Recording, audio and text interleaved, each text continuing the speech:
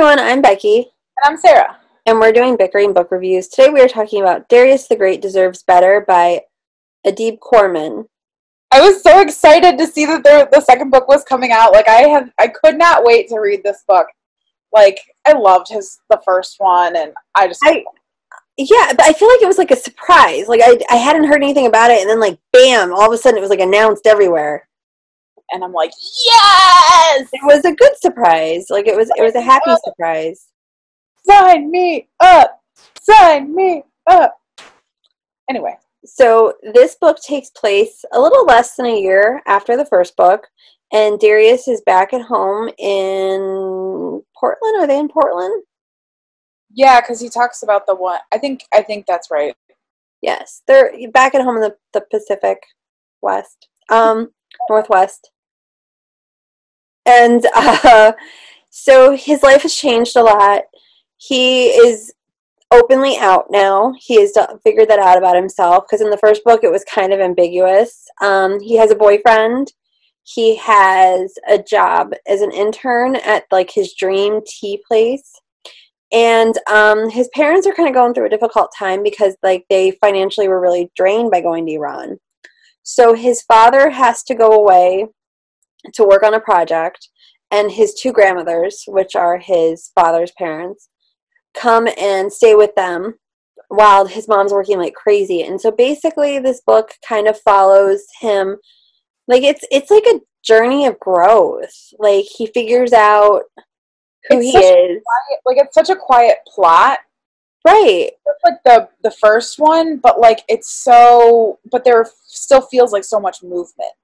But it's really about him growing into himself. There's a moment where he has to stand up for his little sister, and there's a moment where he has to really understand what's going on with his father, and there's a moment where he has to kind of figure out what he wants his next step in his relationship to be.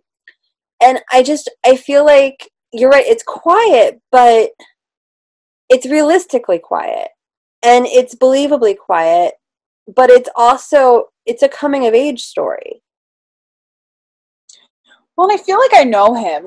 He has these so realistic quirks about him that I just feel like I know him. He'll just do something related to the tea, or just the way he moves through the book, and I'm like, that is so Darius. You're so adorable. Or he'll make the Star Trek references to explain something, and you're like, Darius, oh my gosh, you're adorable. I loved the Star Trek references. I also feel like you kind of know the whole family. You step into this book, and you know about his mother's past and the hardship she dealt with, and you know about his father's depression, and as you're reading it, you don't only care about him, you care about all of them. Yeah. And well, so you do. You care about all of them. Well, and you're sucked in. You're sucked in.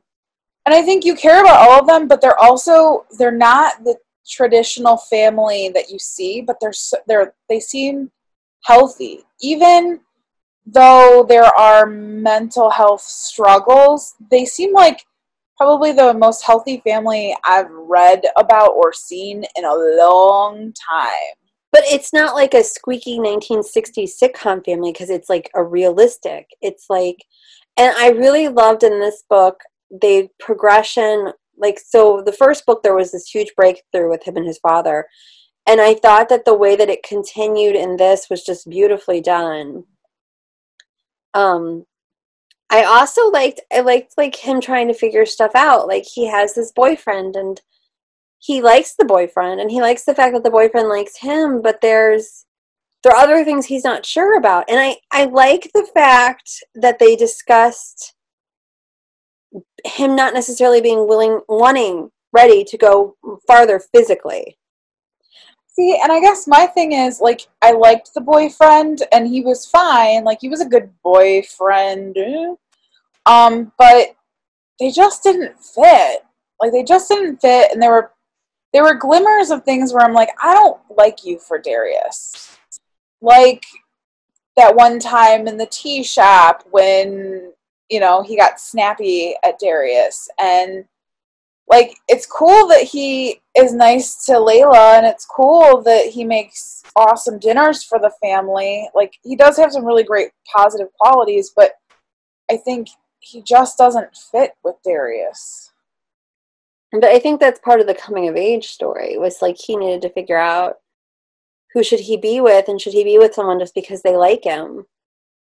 Because he talks about that. He's like, he didn't think anybody was ever going to like him.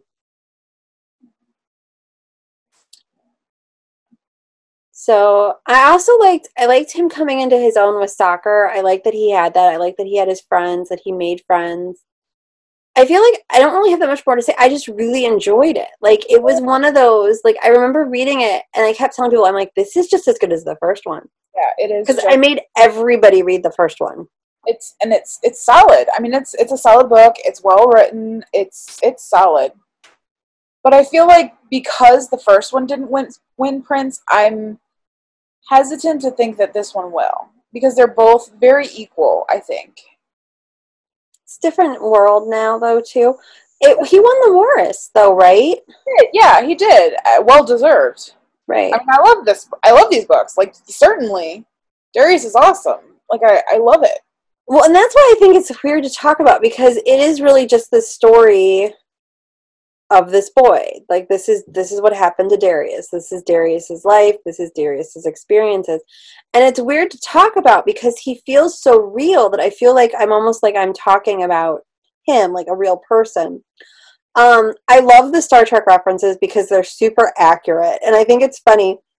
And there's a part in the first book, he and his father would watch an episode of Star Trek every night, and they were watching them in broadcast order. And then in this one, he convinced him to watch them do the whole series at once. And it was funny because I was telling my brother, who's a big Star Trek fan, about this, and he's like, "Oh, that's a very controversial argument." And then like they were watching DS9, and like they mentioned a couple episodes, and I was like, "Well, what was this episode about?" And like he would break it down for me, and like the episodes he chose, like, kind of fit in with what was happening with Darius too. That's awesome. So it was funny. Oh, well, yeah. I just think that Corman, like, knows this stuff, that he's able to create kind of the realistic part of it. And we kind of, in passing, we're talking about, like, I am surprised that we haven't seen a fantasy book from Corman. And maybe it's just too early that it hasn't happened yet, but, like, it seems like he would definitely be a fantasy writer. Well, Star Trek fans, it's not fantasy, it's science fiction. They will call you on that. Well, no, because I feel like Darius is very similar to the author. I feel like he said that, like, that they're very similar, and Darius does talk about the fact that he is into fantasy elements, even though, so it's more than just Star Trek. You know what I mean? Right. Like, into the fantasy elements, and I feel like that kind of blows back on the author too. But maybe he just enjoys reading those, and he enjoys, like, you read it and you enjoy watching it, but you don't want to have to, like, dissect it to create it. Kind of like Darius with the tea. That's an interesting point. I guess I really wonder what he thinks. Yeah. Because even your solid realistic writer Jason Reynolds is talking about making forays into the fantasy world. Yeah, I just read an article about his, like, kind of, I guess it's I don't know if it's a fantasy, it's almost more like an allegory book. Do we have anything else to say about Darius? Like, I just feel like I just keep saying characters were good, plot was good. I feel like that scene on Friends with Joey and the Trifle where he's talking, like, beef good, jam good. Trifle, it has changed everyone's lives. So we should rate this book. The rating system starts at the top. Quarantine Trifle is what I need. Okay. I feel like Quarantine Trifle would have M&Ms in it. I don't know why. Maybe. It'd be like a kitchen sink cookie, only trifle form. I think you'd have to use the teeny tiny mini M&Ms for it to work. Anyway. So we're going to rate the book. Our rating system starts at the top with 5 unicorns. We go down to 2 unicorns. If we don't like it, it's a horse. I'm still deciding. Where are you? I'm at least a 4, but like I'm at like a 4.5. Like I don't know if I'm at a 5 or not. That's where I'm at. I'm like, it's definitely a 4, but is it a 5? Because I very rarely give out 5s. Right. Really careful. But my thing is, I read it a week ago, and I'm like thinking on it, and I enjoy it, like ruminating on it almost more now than when. So I think I'm gonna go with a 5. I'm gonna go with a 5 too because I really enjoy the characters and the story, and I think it sneaks up on you, and I love it. I love that it's able to sneak up on you. Like describing this book, it doesn't like there's not much to describe, but there's such a wealth of experience there. If you liked the first book, you will like the second book. True. So that is where we are on Darius the Great Deserves Better, and we'll see you around. See ya. Bye.